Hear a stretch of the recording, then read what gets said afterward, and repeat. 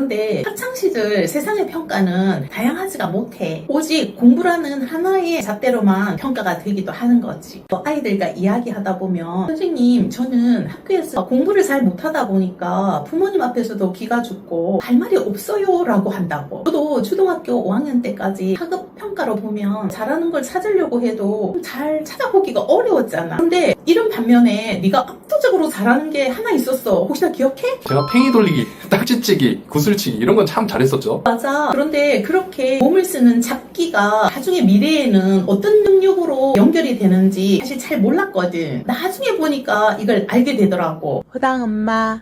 안녕하세요. 당당히 여러분, 허당엄마입니다. 안녕하세요, 허당쌤입니다. 내가 며칠 전에 오랜만에 친구를 만났거든. 그 친구하고 대화를 한참 나누다 보니까 우리 인간의 능력이라는 것에 대해서 참 많은 생각을 하게 하더라. 우리 부모님들은 아이가 학창시절을 보낼 때 보통 아이를 공부를 잘하냐 못하냐 이 한 가지로 평가를 하게 되거든. 그러다 보니까 아이의 성적표를 보고 아이의 미래에 대해서 많이 걱정하면서 불안해하는 거지. 맞아요. 그 시기에는 성적이 전부인 것처럼 보이니까 그럴 수밖에 없을 것 같아요. 그런데 사실 세상을 살아가다 보면 사람마다 가진 능력이 얼마나 다양한지 우리가 알게 되거든. 내 친구가 딱 그래. 그 친구는 숫자에 대한 감각이 진짜 천재적이거든. 그래서 격리 일을 아주 오랫동안 하고 있거든. 어느 정도냐 하면 협력업체에서 전표나 영수증을 50개 이상 줄 때가 있거든. 다른 사람이라면 이게 좀 머리 아픈 일이 될 수도 있는데 이 친구는 진짜 짧은 시간에 쓱쓱쓱쓱 잘 처리하거든. 와, 그 50개 넘는 거는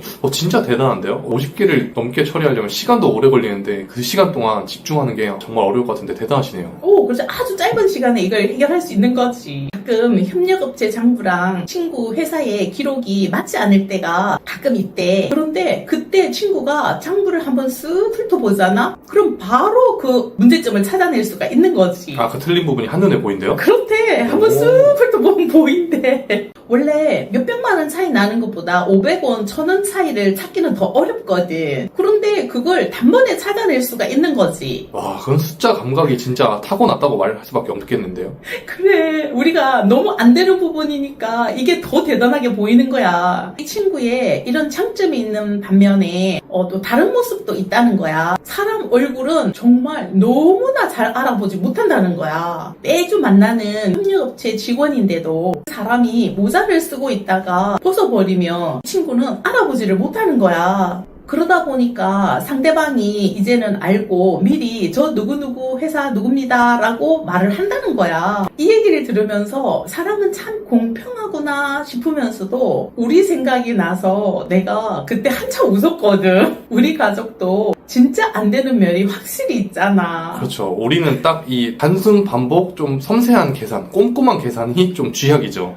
정말 안 되잖아. 몇 년 전에 너가 결혼했을 때를 생각하면 아직도 웃긴 것 같아. 결혼식이 끝나고 우리가 둘이서 축의금을 정산한 적이 있잖아. 그때 우리 둘이서 계산을 하는데 할 때마다 계산이 틀려가지고 중간에 결국 우리는 계산하는 걸 포기했잖아. 그쵸. 어떨 때는 비어있는 것 같고 어떨 때는 맞는 것 같고 계속 이제 달라지니까 진짜 멘붕이었죠. 엄마는 그때 너무 정신이 없으니까 이거 봉투가 비었나? 라고 말하기도 했잖아. 아, 봉투에 그냥 금액만 적어놓고 잊어버렸다, 그 사람이?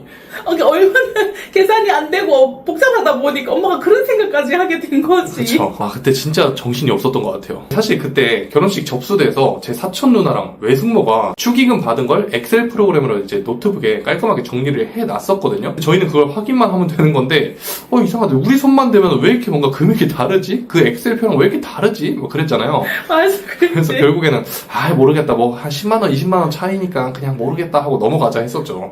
그리고는 우리가 은행에 가가지고 입금을 했더니 우리가 계산한 거와는 전혀 다르게 니네 사촌 누나가 해놓은 거하고 정확하게 일치했잖아. 그쵸. 그래서 우리는 그냥 믿을 수 없다. 그냥 하라는 대로 잘 했을 것이다 믿고 따라가자 했었죠. 근데 엄마, 이게 사실 우리한테만 그런 게 아니라 ADHD 성향이 있는 사람들에게 좀 흔하게 나타나는 그런 모습이 있잖아요. 맞아. 아이들이 이렇게 꼼꼼하게 하는 것에 있어서는 굉장히 어려움을 표현하지.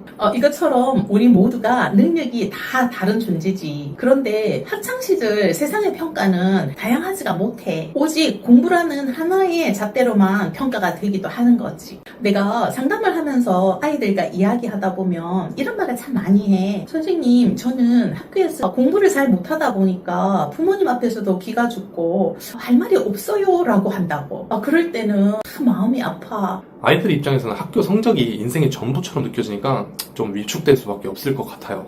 그럴 수밖에 없지. 너도 그랬잖아. 너도 초등학교 5학년 때까지 학교에서 하는 학업 평가로 보면 솔직히 말해서 잘하는 걸 찾으려고 해도 좀 잘 찾아보기가 어려웠잖아. 그렇죠. 단순히 이제 뭐 100점이냐 80점이냐 90점이냐 이런 걸 따지면 그런 점수는 많지는 않았죠. 맞아. 심지어는 내가 선생님한테 그나마 희망적으로 그래도 수학은 좀 잘하지 않나요? 라고 하면 그때 선생님이 굉장히 냉정하게 말씀해 주셨거든. 중하입니다. 라고. 근데 체육은 잘했는데요.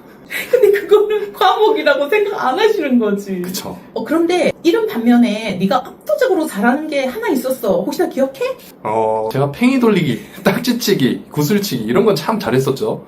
그래, 나무 타기도 굉장히 잘했지. 그쵸. 단순히 팽이를 잘 돌리는 게 아니라 땅바닥에서 팽이를 돌리다가 줄로 탁 낚아채서 네 몸으로 올리거든? 그리고는 팽이가 네 몸을 타고 다닌다? 그러다가 좀 있다가 그 팽이를 어깨를 살짝 기울이잖아? 이러면 그게 책상 위에서 도는 거야. 그러다가 이거를 또 책 위에도 올릴 수 있었어. 그쵸. 근데 이거를 이렇게 말로만 하면은 사람들이 안 믿을 수도 있을 것 같아요. 맞아. 다음 기회에 제가 기회가 되면 팽이 돌리는 거 한번 직접 보여드리겠습니다. 그래야 될 것 같아. 이거 말로 해가지고는 설명이 안 될 만큼 너는 팽이를 잘 돌려. 그리고 너는 나무를 그렇게 잘 타더라고. 그래서 내가 혹시나 내가 원숭이니? 아니면 타단이니? 하고 묻기도 했어. 그리고 어릴 때는 문을 타고 올라가더라? 문틀 사이에 이제 양쪽으로 힘줘서요. 그렇지. 제가 몸을 쓰는 그런 감각이나 균형 감각이 되게 좋았던 것 같아요. 맞아. 그런데 그렇게 몸을 쓰는 잡기가 나중에 미래에는 어떤 능력으로 연결이 되는지 막연하게 그냥 짐작을 할 뿐이고 그게 정확하게 어떻게 연결될지는 사실 잘 몰랐거든. 나중에 보니까 이걸 알게 되더라고. 그런 회전이나 균형에 대한 감각들이 네가 대학 전공 중 역학이라는 것으로 연결이 되어서 그게 결과로 나타나는 거지. 그렇죠. 공학을 잘 하려면 이제 물리적인 상황을 좀 직관적으로 이해하는 능력이 중요하죠. 맞아. 그래서 너가 그 부분을 특히나 잘하게 되었다는 어떤 걸음이 된 것 같은데? 우리는 누구나 타고난 그릇의 크기와 능력이 다 달라. 그런데 세상이 만들어 놓은 몇 가지 편협한 기준과 시험으로 한 사람의 존재를 쉽게 평가하는 게 얼마나 편협한지 우리가 한번 생각을 해봤으면 좋겠어. 호당 엄마.